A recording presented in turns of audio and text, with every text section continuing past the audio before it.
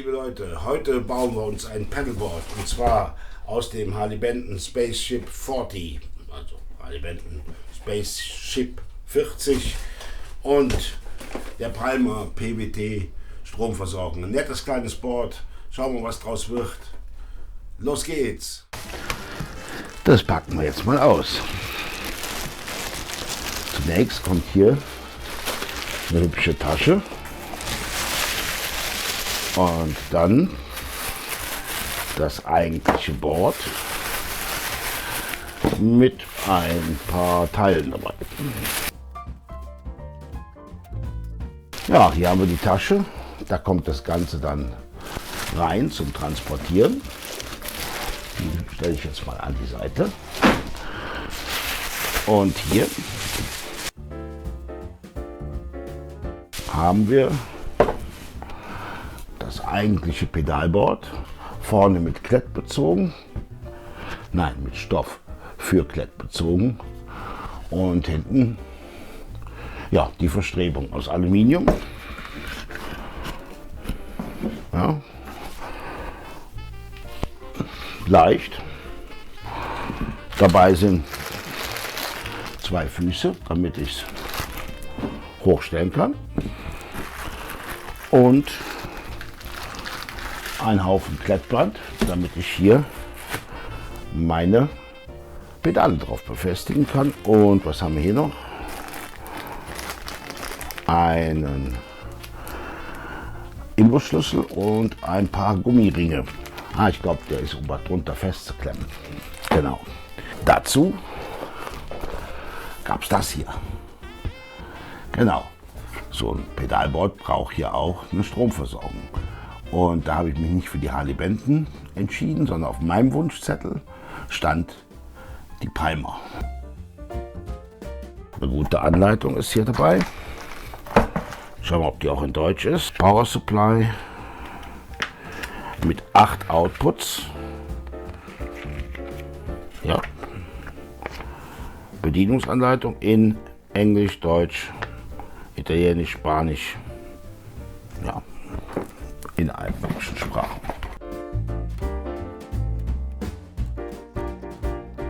Hier haben wir einmal die Power Supply für sich selber.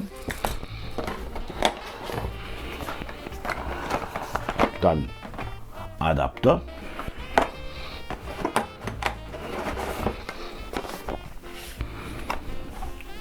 Kabel.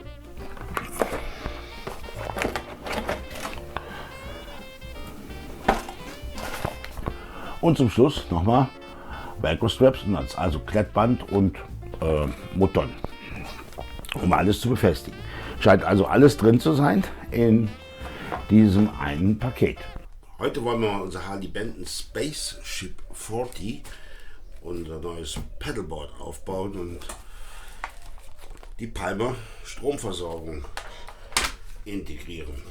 Ja, dazu nehmen wir hier die letzte Strebe raus aus dem Board und packen mal die Palmer aus. Ja, hier ist jetzt mal die Palmer Stromversorgung. Hier gehen wir mit dem Input rein und hier haben wir die verschiedenen Outputs. 12 Volt, 2 Ampere, 9 Volt 300, 9 300, 9 300, 9 300, 500 Milliampere, 9 12, 18 Volt Umschaltung, 500 Milliampere, 9 12, 18 Umschaltung. Diese beiden Ausgänge. Powerknöpfchen. Das war's, ne? So, und die soll ja dann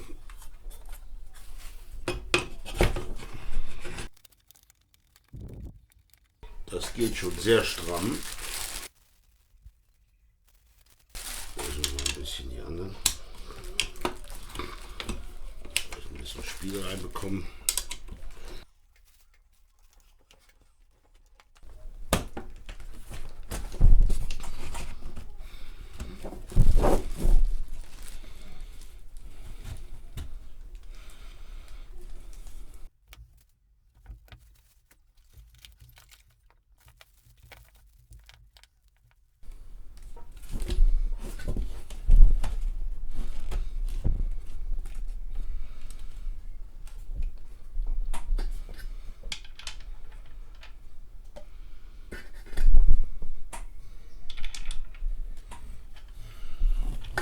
beiden Muttern rein.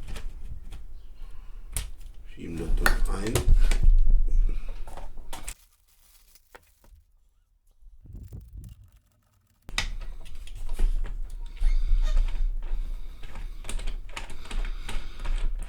Und hier die Füße einsetzen.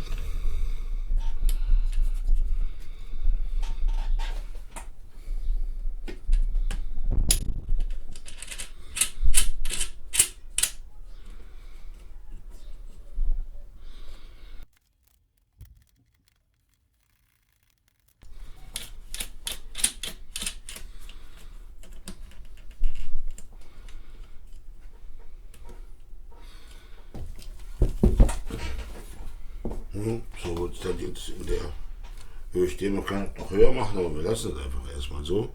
Was jetzt hier nicht drauf ist, ist Klettband.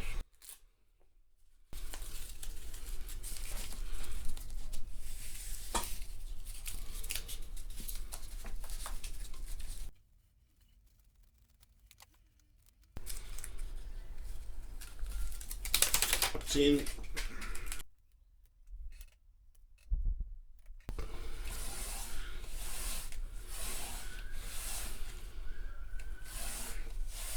Haben wir jetzt zum Beispiel den Orange Getaway und schon fest. Ja. Das hält es dann auf dem Board drauf. Ist ja recht praktisch. Jetzt kann man mal ein bisschen puzzeln.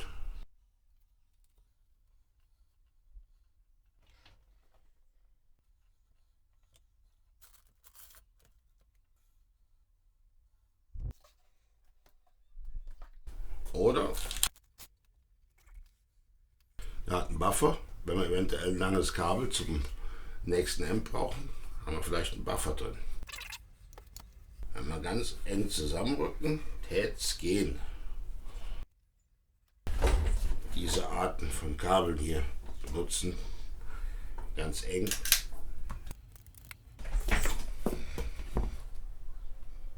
Oh. Zu Beginn der Kette Equalizer, dann der kleine Yellow Comp, dann der wunderbare TC Spark, ein Booster, gibt es übrigens ein schönes Video drüber, dann der gute OD5, gibt es auch ein schönes Video drüber, der Governor oder so, der Blues Driver, der Governor, der Orange Getaway, gibt es auch ein schönes Video drüber, zum Schluss das Stimmgerät. Und für den Effekt-Loop, beziehungsweise wenn ich hinten raus wollte, dann das Harley Benton Duality, Hall und Delay. And we're done. So, wenn jetzt die Reihenfolge feststeht, dann bekommen alle Pedale, die noch kein Velcro-Klett haben, ein Stückchen Velcro-Klett, da und da zum Beispiel. Und dann kann ich die schön hier drauf alle platzieren, dann sitzt alles und wenn wir dann mit dem Verkabeln anfangen, haben wir es ein bisschen einfacher.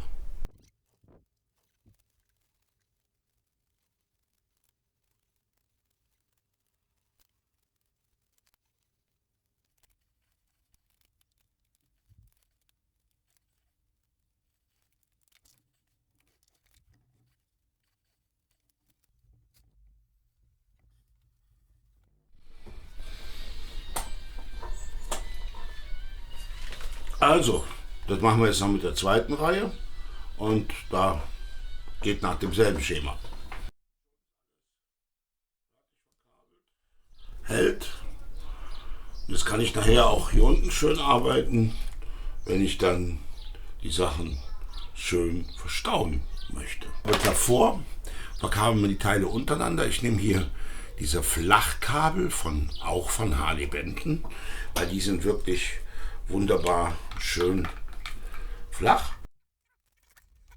Bisschen verdrehen und selbst an solchen Stellen, die so eng sind wie hier, ja, passt es.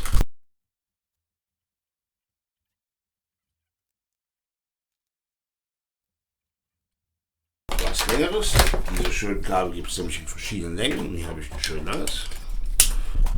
Legen wir jetzt hier unten rein.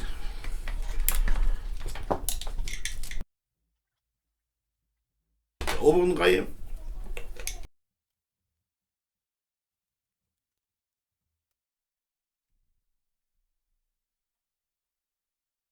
Ja, da ist bei den Kabeln schon mal Ordnung hergestellt.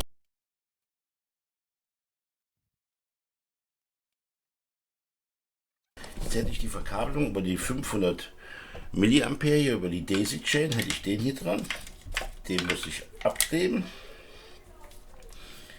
1, 2, 3, 4, 5, 6.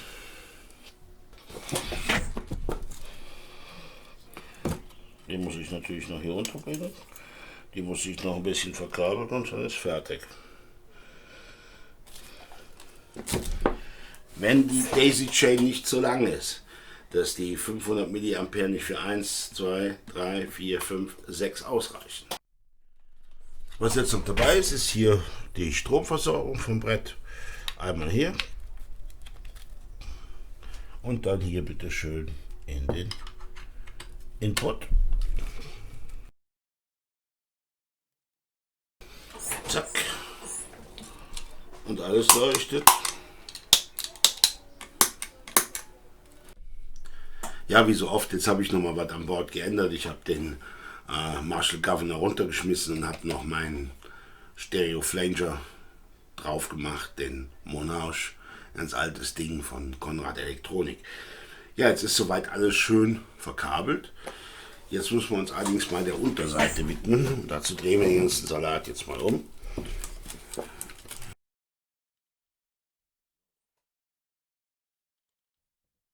Jetzt seht, habe ich jetzt hier an meiner Daisy Chain noch 2 offene Verbindungen. Die müssen natürlich isoliert werden. Und dann habe ich jetzt hier diverse Kabel. Wo kommst du jetzt her? Du kommst von da. Bist das, ne? Ja. Die müssen wir jetzt hier unten auch noch irgendwie ein bisschen festbringen. Und dazu tue ich die jetzt so ein bisschen zusammen und es gibt hier solche Straps, solche selbsthaftenden, wie so kleine Klettbänder. Ich weiß gar nicht, wo ich die mal dabei hatte. Ich denke, die kann man aber auch nachkaufen. Und damit kann man den ganzen Kram dann schön festbinden. Ja. Die sind natürlich erstmal nur so untereinander fest.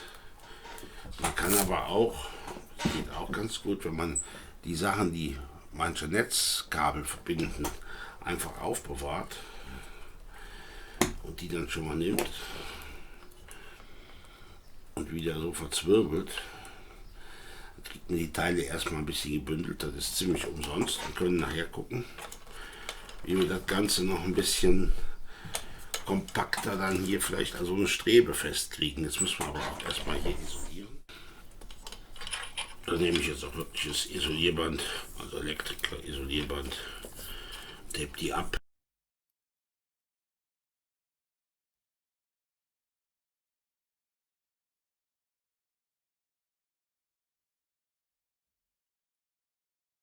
Dann hier so ein Gummiband hin.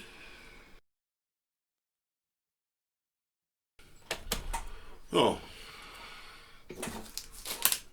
alles verstaut. Fertig zum Antesten. Hier der kleine Schalter, der ist ein bisschen schwer zu finden. Hoppala. Zum Einsatz kommt heute diese wunderschöne Michael Kelly 1951. Gibt es auch ein super schönes Video drüber. Viel zu wenig beachtete Gitarre.